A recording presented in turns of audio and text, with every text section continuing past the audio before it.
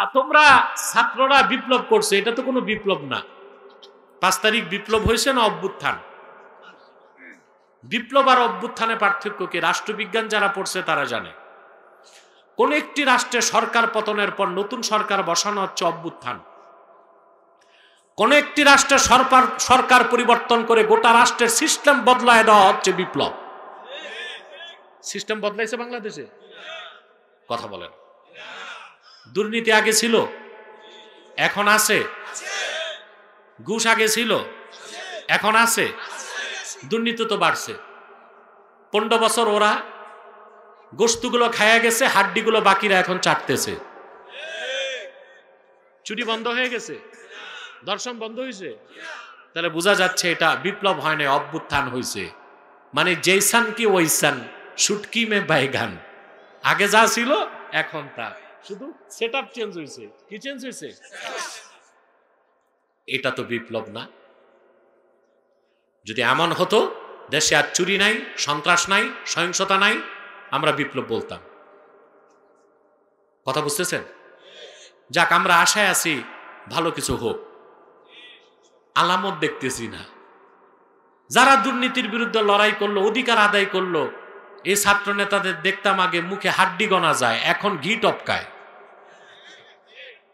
এখন ঘি টপকায়, এত নাদুস নুদুস হয়ে গেছে খাইয়া। শোনা যায় ওনারা হাঁস খাইতে 300 ফুট যায়। তাহলে বোঝা যাচ্ছে যেটা হয়েছে এটা বিপ্লব না, এটা অভ্যুত্থান হয়েছে। যে আমেরিকার গণতন্ত্র শিখছেন আপনারা, ওই আমেরিকার গণতন্ত্রের বয়স 240 বছর পার হয়ে গেছে। 240 বছরে 47 জন প্রেসিডেন্ট এসেছে।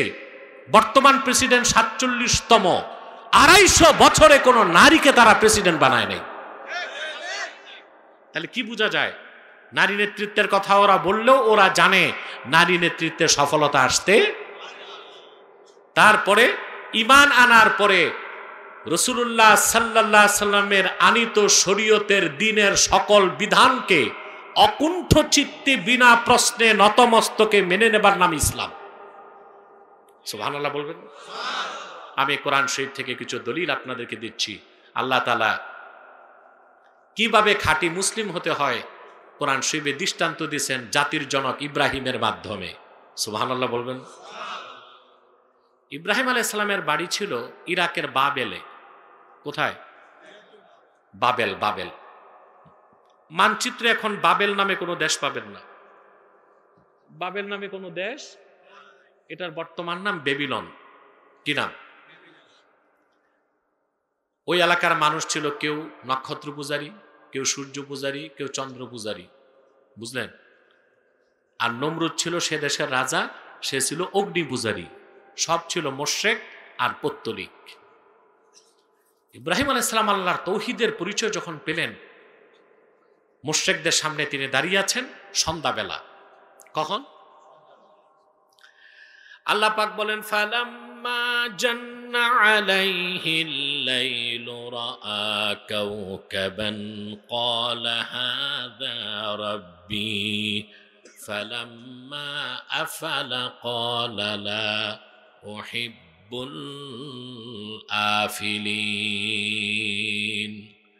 আল্লাহ পাক বলেন, ইব্রাহিমকে যখন সন্ধ্যা আচ্ছন্ন করে ফেলল রাত, আকাশ পানে তাকিয়ে তিনি নক্ষত্র দেখতে পেয়ে বললেন, হাযা রাব্বি, এটা আমার রব। নক্ষত্র যখন ম্লান হয়ে গেল, তিনি বললেন, যার শক্তি কমে এই রকম নাকেস কোন সত্তাকে আমি ইব্রাহিম রব বলে মানতে পারি না।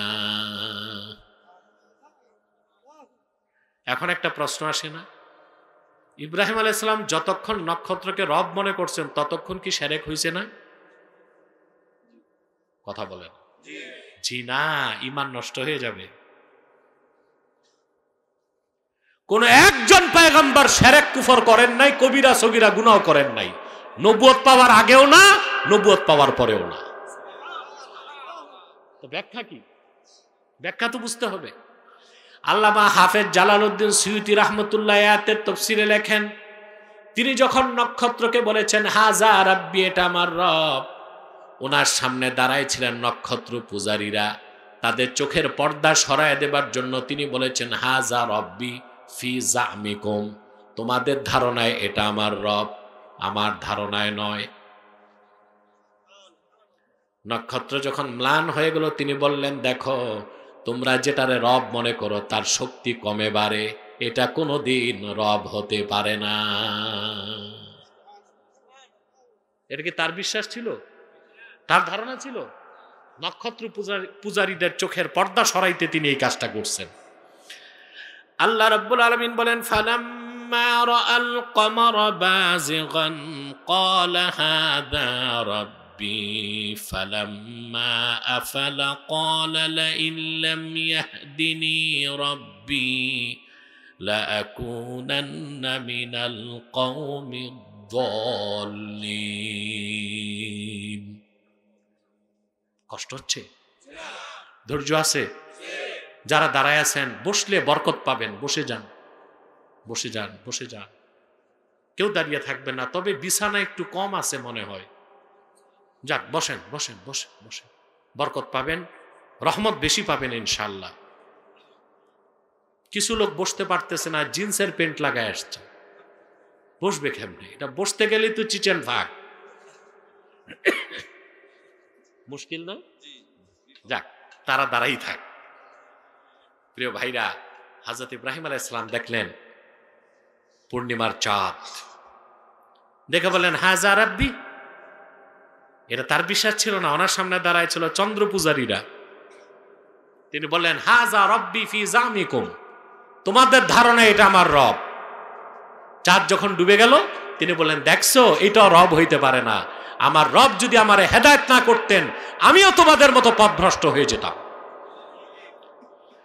আল্লাহ পাক বলেন ফালাম্মা রাআশ শামসা বাযিগাতান ক্বালা হাযা রাব্বি হাযা আকবার ফালাম্মা আফালাত ক্বালা ইয়া কওমি ইন্নী বারীউম মিম্মা তুশরিকুন। হযরত ইব্রাহিম দেখলেন সূর্য, উজ্জ্বল সূর্য দেখে বললেন মুশরিকরা, সূর্য পূজারীরা, তোমাদের ধারণা এটা আমার রব, এটা সবচেয়ে বড়। সূর্য যখন ডুবে গেল তিনি বললেন ওহে মুশরিকরা, এই নক্ষত্র, এই চাঁদ, এই সূর্য কেউ রব না। তোমরা যেগুলোকে দিয়ে আল্লাহর সাথে শরীক করো ওই সব শিরক থেকে আমি পবিত্র। শোনো আমি কারে রব মানি। ইন্নী ওয়াজ্জাহতু ওয়াজহিয়া লিল্লাযী ফাতারাস সামাওয়াতি ওয়াল আরদা হানিফান ওয়া মা আনা মিনাল মুশরিকিন। আমি মুখাপেক্ষী হলাম সেই মহান সত্তা আল্লাহ তাআলা, যিনি নক্ষত্র, চন্দ্র, সূর্য সহ আকাশ জমিনের সব কিছু স্রষ্টা। আমি মুশরিক নই, আমি তাওহীদবাদী। বলেন সুবহানাল্লাহ। ইব্রাহিম আলাইহিস সালাম প্রকাশ করলেন ঈমান কি? আগে ঈমান তারপরে কি? ইসলাম। কি ওয়াজ করি কারে বুঝি? আগে কি তারপরে কি? ইসলাম। ঈমান আনার পর পরিপূর্ণ মুসলিম হতে তাকওয়া লাগে, ওটা পরে বলতেছি। হযরত ইব্রাহিম আলাইহিস সালাম কি প্রকাশ করলেন? ঈমান। আল্লাহর পক্ষ থেকে এবার আত্মসমর্পণের পরীক্ষা চলে আসলো। একটা, দুইটা না, 10টা। কয়টা? 10টা। আল্লাহ থেকে ডাক দিয়ে বলেছেন ওয়া ইয ক্বালা লাহু রাব্বুহু আসলিম ক্বালা আসলামতু লিরাব্বিল আলামিন। আল্লাহ যখন ইব্রাহিমকে, ইব্রাহিমের রব আল্লাহ ডেকে বললেন তুমি মুসলিম হও, আত্মসমর্পণ করো, তিনি বিনা প্রশ্নে বললেন আমি রব্বুল আলামিনের জন্য আত্মসমর্পণ করলাম। এখন তিনি খাঁটি মুসলিম হলেন কিনা, আত্মসমর্পণ পুরা করলেন কিনা, পরীক্ষা আসলো কয়টা? কোরআন কারীমে আল্লাহ রাব্বুল আলামিন বলেন ওয়া ইযিবতালা ইব্রাহিমা রাব্বুহু বিকালিমাতিন ফাআতাম্মাহুন ক্বালা ইন্নী জাঈলুকা লিন-নাসি ইমামা। আল্লাহ বলেন মুহাম্মদ সাল্লাল্লাহু আলাইহি ওয়াসাল্লাম আপনি স্মরণ করুন ইব্রাহিমের রব ইব্রাহিমের যখন পরীক্ষা নিলেন, আল্লাহর হুকুমে আল্লাহর বান্দা ইব্রাহিম সবগুলো পরীক্ষায় 100% সফল হয়ে গেলেন। প্রথম পরীক্ষাই হলো, আল্লাহ বলেন যাও, তুমি তো আমার তৌহিদ চিনছো, তোমার বংশধরকে তৌহিদের দাওয়াত দাও। তো যেখানে থাকতেন তিনি সব মূর্তি পূজারী। সব কি? আপনার কথা বলবেন না? ঘুমাচ্ছেন? কে কে ঘুমান? হাত উঠান। বাহ, এই সেজন্যই তো আমি বলি হুজুগে বাঙালি না, না বুঝে বাঙালি।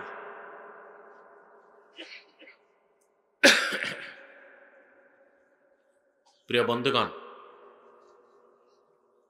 10টা পরীক্ষা দিয়েছেন। প্রথম পরীক্ষায় আল্লাহ পাঠায় দিলেন, যাও আমার তৌহিদের পয়গাম তোমার বংশধর, গোত্র এবং জনপদকে দাও।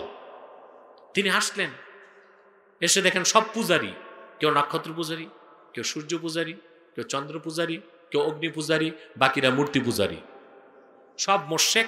একা তিনি ছাড়া আর একজন মুতাওয়াহিদ তাওহীদবাদী কেউ নাই। তিনি যাকে বাবা বলতেন, মানে চাচা আজার, আত্মীয় স্বজন সবাইকে তাওহীদের দাওয়াত দিলেন। বললেন, তোমরা এই হাতে মাটি দিয়া পাথর দিয়া মূর্তি বানায় এগুলোরে খোদা মনে করো, এটা কি বুদ্ধিমান মানুষের কাজ? তো তারা কোনো দলিল দিল না, বললো এগুলো আমাদের বাপ দাদারা করতো, আমরাও করি। নওয়াজুবিল্লাহ। অনেক দলিল প্রমাণ দিলেন, তারপরও দেখলেন তারা মূর্তি পূজা ছাড়বে। তখন তিনি কি বললেন? আল্লাহ কোরআন শরীফে বলেন, হযরত ইব্রাহিম বললেন, ওয়াতাল্লাহি লাআকিদান্না আসনামাকুম বা'দা আন তুওয়াল্লু মুদবিরিন। আল্লাহর কসম, তোমরা মূর্তি পূজা ছাড়বা না, আমি তোমরা বাড়ি ফিরে গেলেই মূর্তিগুলোর ব্যাপারে চূড়ান্ত সিদ্ধান্ত নিব। ওরা সব বাড়ি গেল, তিনি একটা কুঠার হাতে নিয়ে মূর্তিগুলো ভাঙ্গা শুরু করলেন। যত মূর্তি নাক নকশা সমান করে মানচিত্র পাল্টাই দিয়েছেন, আর সবচেয়ে বড় মূর্তির গলায় কুড়াল বেঁধে দিয়েছেন। সকালবেলা ওরা আসছে, এসে বলে, সর্বনাশ, আমাদের এই খোদাগুলোর এই অবস্থা করছে কি? লোকেরা চিনে ফেলছে কে করছে, কারণ যার দ্বারা বিপ্লব হয় তিনি গোপন থাকতে পারে না। পারে? এই দুনিয়ায় সত্যের পক্ষে প্রথম যিনি বিপ্লবের ডাক দিয়েছেন তিনি ইব্রাহিম খলিলুল্লাহ।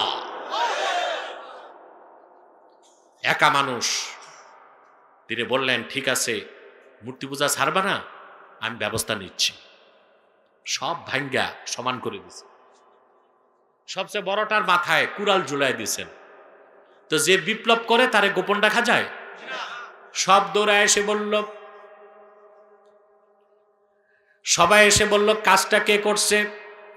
তারা বলল, ক্বালু সামি'না ফাতান ইয়াযকুরুহুম ইউকালু লাহু ইব্রাহিম।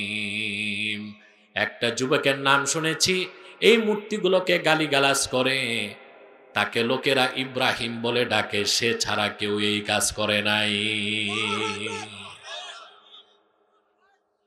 সব আসছে হযরত ইব্রাহিমের কাছে, এসে বললেন, ইব্রাহিম, এই কাজগুলো কে করছে?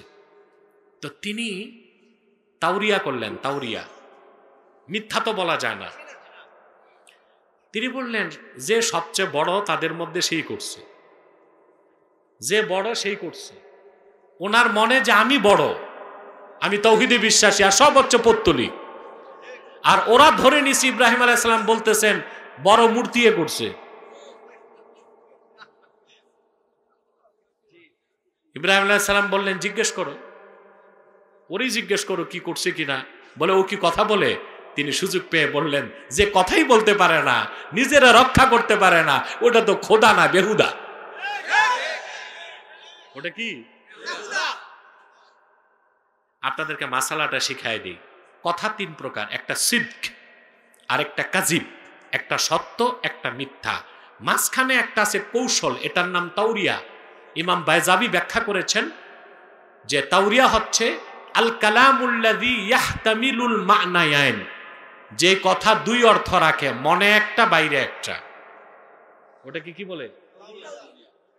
তাওরিয়া। বিপদে আপদে বাঁচার জন্য আল্লাহ এটাকে জায়েজ রাখছেন। কি রাখছেন? আপনারা ইংরেজ বিরোধী আন্দোলনে একজন বড় আলেমের নাম শুনছেন, আল্লামা মাহমুদুল হাসান দেওবন্দি রহমতুল্লাহ। নাম শুনছেন না ভাই? এই মাহমুদুল হাসান দেওবন্দিকে বাদ দিলে তো দেওবন্দির ইতিহাসই পাওয়া যাবে না। তিনি হোসেন আহমদ মাদানী রহমতুল্লাহর ওস্তাদ। ওস্তাদ আর ছাত্র 2 বছর ইংরেজরা মাল্টা কারাগারে বন্দী রাখছিল তাদের। 2 বছর জেল খাটছেন মাহমুদুল হাসান দেওবন্দি ও তার ছাত্র হোসেন আহমদ মাদানী রহমতুল্লাহ। ইংরেজদের সাথে আপোষ করেন নাই। ইংরেজরা একদিন ধরতে আসছে ওনাকে, উনি তখন ইংরেজ বিরোধী আন্দোলন করতেছেন। আয়শা ইংরেজদের এজেন্ট মাহমুদুল হাসান দেওবন্দিকে বলতেছে, মাহমুদুল হাসান কাহা হ্যায়? মাহমুদুল হাসান কই? ওনাকে জিজ্ঞেস করতেছে। তো উনি কয়, ভাই রোকো যারা, বলে দূরে যে জানালা দিয়ে থুতু ফেলছে, দূরে দাঁড়ায় বলতেছে, কুছ দের পেহলে তো यही था, একটু আগে তো এখানেই ছিল, একটু আগে বলেন নাই আমি মাহমুদুল হাসান না, মিথ্যা হবে। যদি বলেন আমি মাহমুদুল হাসান, বিপদ হবে। তাওরিয়া করলেন, দূরে যে থুতু ফেলে বললেন একটু আগে তো মাহমুদুল হাসান এখানেই ছিল। তার মানে বেটা তোর খোঁজা তুই খোঁজ। ওরা খুঁজতে লাগছে, উনি সেফ এক্সিট নিয়ে চলে গেছে। বিপদে পড়লে তাওরিয়া করা যাইতে, কিন্তু মিথ্যা বলার সুযোগ। কথা বুঝতেছেন? হ্যাঁ, এইটা যদি না থাকতো আপনারা কিন্তু বউয়ের কাছে বিপদে পড়তেন। পড়তেন কিনা? বড় বিপদ হয়ে যেত। এরা আপনার 70 বার শোকস করবে। ডিবি কিংবা র্যাব গোয়েন্দাগিরিতে এত প্রশ্ন করে না, কিছু পুরুষকে তার বউ যত প্রশ্ন করে। কইছিলা, কই গেছো, কি খাইছো, দেরি কেন, এত হিসাব দেওয়া যায়? কথা বলবেন। তাইলে আপনি তো বিপদে পড়বেন। এই জন্য তাওরিয়াটা কি চলে। কথা বুঝতেছেন ভাই? ইব্রাহিম আলাইহিস সালাম বললেন, বড়টারে জিজ্ঞেস করো, ও কি কথা কইতে পারে? কত খোদা মানো কেন, কথাই তো বলতে পারে না। ইব্রাহিম আলাইহিস সালামকে ধরা হলো। নমরুদ তার ক্যাবিনেটে বসে সিদ্ধান্ত নিল কি করা যায় ইব্রাহিমকে, এত ধৃষ্টতা। তো সবাই মিলে বলল, হাররিকুহু, তাকে আগুনে জ্বালাও। বলেন নজর, তাকে আগুনে জ্বালাও। বিশাল অগ্নিকুণ্ড নির্মাণ করা হলো। অগ্নিকুণ্ডে নিক্ষেপ করার জন্য কাঠের কামান বানানো হলো। কাঠের কামানের হাতুলিতে ইব্রাহিম আলাইহিস সালামকে বসানো হলো। একটু পরে তিনি আগুনে যাবেন, চুপচাপ বসে আছেন। কতটুকু আত্মসমর্পণ ইব্রাহিম আলাইহিস সালাম করছেন আল্লাহ দেখতে চাইলে পাঠায় দিলেন জিবরিলকে। অগ্নিকুণ্ডে দাউ দাউ করে আগুন জ্বলছে। হযরত ইব্রাহিমকে সে জিবরিল বললেন, ইব্রাহিম, আমি আল্লাহর সবচেয়ে শক্তিশালী ফেরেশতা, আমার নাম জিবরিল। আলাকা হাজাতুন ইয়া ইব্রাহিম, সাহায্যের দরকার আছে কিনা বলো। হযরত ইব্রাহিম বললেন, জিবরিল রে, সাহায্যের দরকার আছে। তোমারে প্রশ্ন করি, হাজাতুন ইলাইকা আও ইলাল্লাহ, সাহায্য কি তোমার কাছে চাইব, না যে আল্লাহর ভালোবাসায় আগুনে যাচ্ছি তার কাছে সাহায্য চাইব? এটা ইসলাম। ঈমান আনার পরে আল্লাহর হুকুমের সামনে বিনা প্রশ্নে মস্তক নত করার নাম কি? ইসলাম। ইতাআত, এটাই ইসলাম। বলেন সুবহানাল্লাহ। ঘুরতে লাগলো রশি, রশি কেটে দেওয়া হলো। ছিটকে হযরত ইব্রাহিম নমরুদের অগ্নিকুণ্ডে চলে গেলেন। আগুন গায়ে লাগার আগে ইব্রাহিম আলাইহিস সালাম পড়তে লাগলেন, হাসবিয়াল্লাহু ওয়া নি'মাল ওয়াকিল। আল্লাহু আকবার। আল্লাহই আমার জন্য যথেষ্ট, তিনি সর্বোত্তম অভিভাবক। বিপদে পড়লে দোয়াটা পড়বেন। বুখারী শরীফের হাদিস, আল্লাহর হাবিব সাল্লাল্লাহু আলাইহি ওয়াসাল্লাম ইরশাদ করেছেন, হাসবিয়াল্লাহু ওয়া নি'মাল ওয়াকিল। ক্বালাহা ইব্রাহিমু হিনা উলকিয়া ফিন্নার। হযরত ইব্রাহিমকে যখন আগুনের কুণ্ডলিতে নিক্ষেপ করা হয়েছে, এই পৃথিবীতে সর্বপ্রথম ইব্রাহিম এই দোয়াটা পড়েছেন, বলেন সুবহানাল্লাহ। হাদিস সাক্ষ্য দেয় সকালে 7 বার বিকালে 7 বার যে বান্দা হাসবি আল্লাহু ওয়া নি'মাল ওয়াকিল কিংবা অন্য শব্দ হাদিসে এসেছে ফাইন তাওয়াল্লাউ ফাকুল হাসবি আল্লাহু লা ইলাহা ইল্লা হুয়া আলাইহি তাওয়াক্কালতু ওয়া হুয়া রাব্বুল আরশিল আযীম, 7 বার যে সকালে 7 বার যে সন্ধ্যায় পড়বে 24 ঘন্টার জন্য আল্লাহ তারে রহমতের চাদরে ঘেরাও করে নিবে, কোনো বিপদ তার স্পর্শ করতে পারবে না, বলেন সুবহানাল্লাহ। আগুনে গেলেন, কাফেররা তাকায় আছে কি হয়।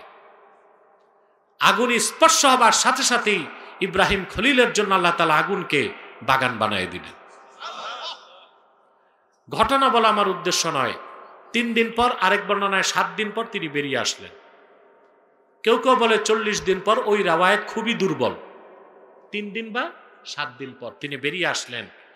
এই অবস্থা দেখে ওনার জাতির বিরাট এক অংশ মুসলমান হয়ে গেল। ওনার আপন ভাতিজা লূত আলাইহিস সালাম ঈমান আনলেন, পরবর্তীতে লূতকে আল্লাহ নবী বানায় দিলেন। পরীক্ষায় পাশ করছেন? আল্লাহ নির্দেশ করলেন ইব্রাহিম এবার দেশ ছাড়ো, বাকিরা ঈমান আনে নাই, আমি গজব দিব, দেশ ছাড়ো। তিনি আল্লাহর হুকুমে বাড়িঘর সব ছেড়ে চলে গেলেন মিশর হয়ে ফিলিস্তিন, কেনান। কথা বুঝতেছেন? এটা ফিলিস্তিন অঞ্চলই। এরপর আল্লাহর পক্ষ থেকে নির্দেশ আসলো, ইব্রাহিম তুমি তোমার স্ত্রী হাজেরা আর সন্তান ইসমাইলকে মক্কায় রেখে আসো। তখন মক্কার নাম মক্কা ছিল না, ছিল বাক্কা। কি নাম? কোরআন শরীফে আল্লাহ মক্কাকে বাক্কাও বলছেন।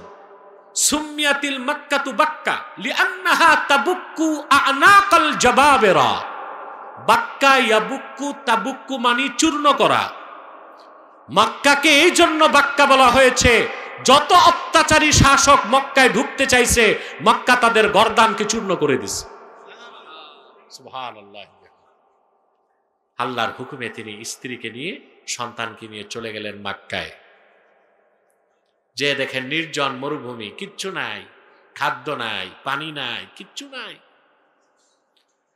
স্ত্রীর কোলে বাচ্চা দিয়ে সামান্য একটু পানি আর কয়টা খেজুর দিয়ে ফিরে আসতেছেন। কি করতেছেন? ফিরে আসতেছেন। কথা বুঝতেছেন ভাই? হযরত ইসমাইল ছোট, একেবারে কোলে দিছেন। হযরত ইসমাইলের মা, বুখারী শরীফে এসেছে, ফানাদাতহু উম্মু ইসমাইল। ইসমাইলের মা ইব্রাহিমকে ডাক দিছেন। তো রওয়ায়াতের নামটা আসতে পারতো না? হাজেরা কি আসছে? ফানাদাতহু উম্মু ইসমাইল। তার কারণ কোরআন হাদিসে যথাসম্ভব মহিলাদের নাম গোপন রাখা হয়েছে। যখন ফেরাউনের নাম নেওয়া হয়েছে, তার স্ত্রী আসিয়ার নাম নেওয়া হয় নাই। হয়েছে? কারণ আল্লাহ চান মহিলাদের নামটা কি থাক? গোপন থাক। আর আমরা মহিলাদেরকে এখন মেম্বারি, চেয়ারম্যানি, এমপিতে দাঁড় করায় দিচ্ছে। কথা বলে, এটাকে বলা হয় এম্পাওয়ারমেন্ট অফ ওমেন, মহিলাদের ক্ষমতায়ন। আর কত ক্ষমতা দিবা? দেশ স্বাধীনের পর 30 বছরই তো দেশ মহিলাদের হাতে ছিল। কথা বলেন, সব পদ মহিলাদের হাতে, শুধু বাইতুল মোকাররমের খতিব পদটা বাকি আছে। আপনারা মহিলাদের নাম গোপন রাখবেন, এটা গোপন থাকার জিনিস। এখন দেখবেন মহিলারা সমানে নির্বাচন করে না? পোস্টারে বড় ছবি দিয়ে দেয়, লিপস্টিক লাগায়া কুতকুতি বেগমকে কুত্তা মার্কায় ভোট দিন। কি আশ্চর্য অবস্থা! এটা হইল? এটা কি মহিলাদের কাজ? কথা বলেন। নেতৃত্ব দিবে মহিলারা না পুরুষরা? এই যে মহিলা নেতৃত্ব, এটা আসছে উপজাতিদের কাছ থেকে। কাদের কাছ থেকে? উপজাতি যারা, ওদের পারিবারিক নেতৃত্ব কে দেয়? মহিলারা। আমরা তাদের থেকে শিখে এখন মহিলা নেতৃত্ব সব জায়গায় কায়েম করতেছি। আল্লাহ আমাদের হেফাজত করুন। বুখারী শরীফে এসেছে, ফানাদাতহু উম্মু ইসমাইল। হযরত ইসমাইলের মা তার মানে হাজেরা ডাক দিয়ে বললেন, ইব্রাহিম, এটা কি আপনার নিজস্ব সিদ্ধান্ত নাকি আল্লাহর ফয়সালা? তিনবার কোনো জবাব নাই। চতুর্থবার ইব্রাহিম আলাইহিস সালাম বললেন, হাজেরা, তুমি জানো আল্লাহর খলিল ইব্রাহিম তার হুকুমের বাইরে একটা কদম ফেলতে পারে না। চলে গেলেন। সংক্ষেপ করে বলে দিচ্ছি, 7 বছর পর তিনি ফিরে আসলেন। কত বছর? কোরআন শরীফে বয়সের সংখ্যা আসে না, এসেছে ফালাম্মা বালাগা মাআহু সাইয়া। মুফাসসিরদের মতে 7 বছর কি 13 বছর। 7 বছর কি 13 বছর। সাআ ইয়াসআ তাসআ মানে দৌড়াদৌড়ি। যখন তিনি দৌড়াদৌড়ির বয়সে পৌঁছলেন, 7 কিংবা 13, এই বয়স যখন হলো, হযরত ইব্রাহিম ফিরে আসছেন। কলিজার টুকরা সন্তানকে বুকে লাগাইছেন। সন্তানের ভালোবাসা কলিজায় ঢেউ তৈরি হয়েছে। চলে আসলো আবার পরীক্ষা। স্বপ্নে আল্লাহ 3 দিন দেখালেন, তোমার সবচেয়ে প্রিয় বস্তুটা কোরবানি করো। তিনি বুঝে গেছেন আল্লাহ কি দেখতে চান। সন্তানকে ডাক দিয়ে বললেন, ইয়া বুনাইয়া ইন্নী আরা ফিল মানামি আন্নী আযবাহুক ফানজুর মাযা তারা। প্রিয় সন্তান, আমি স্বপ্নে দেখি আমি তোমাকে জবাই করছি, তুমি চিন্তা করো কি দেখলাম।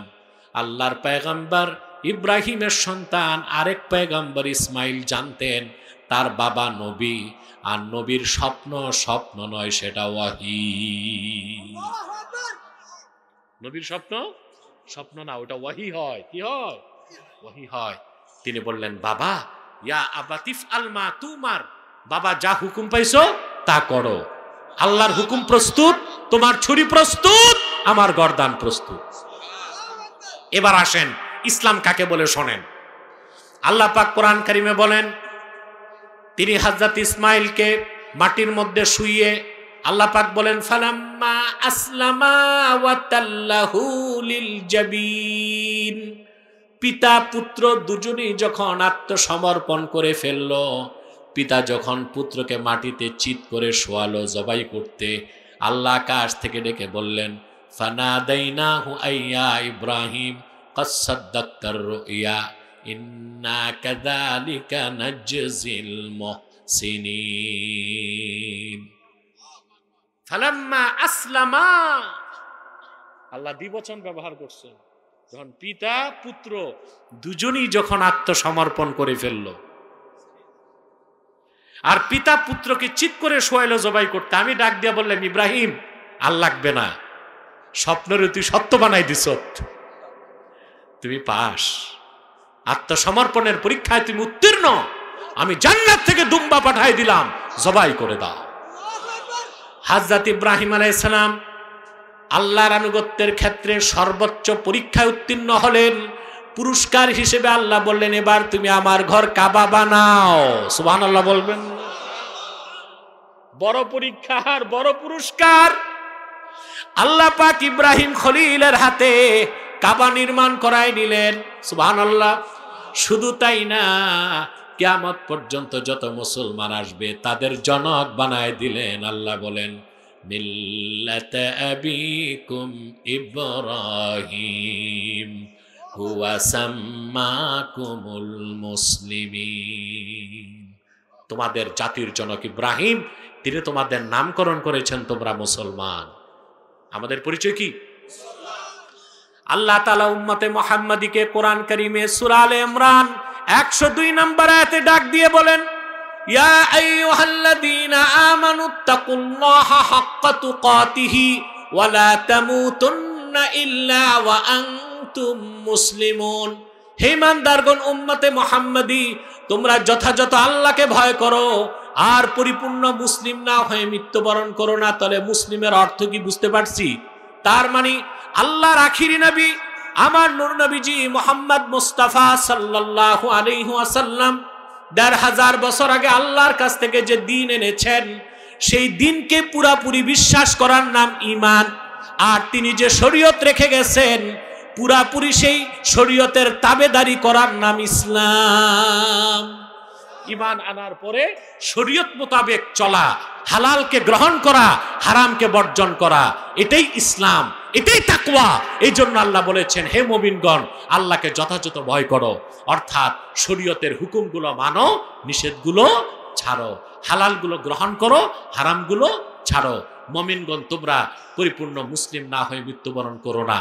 আল্লাহর হাবিব মুহাম্মদ সাল্লাল্লাহু আলাইহি ওয়াসাল্লামের উম্মত দ্বীন ইসলামকে পুরোপুরি বিশ্বাস করার পরে যখন তাকওয়া ভিত্তিক জীবন যাপন করবে, অর্থাৎ হালালগুলো নিবে, হারামগুলো ছাড়বে, জায়েজগুলো নিবে, নাজায়েজগুলো ছাড়বে, এরই নাম তাকওয়া। এই আনুগত্যের মাধ্যমে সে হয়ে যাবে খাঁটি মুসলিম। হব আমরা? সাদাকাল্লাহুল আযীম ওয়া সাদাকা রাসূলুহুন নবিয়ুল কারীম ওয়া নাহনু আলা যালিকা মিনাশ শাহিদিন ওয়াশ শাকিরিন আলহামদুলিল্লাহি রাব্বিল আলামিন। আজকে এতটুকুই। আর অনেক আলোচক আছে, বক্তব্য রাখবে ইনশাআল্লাহ।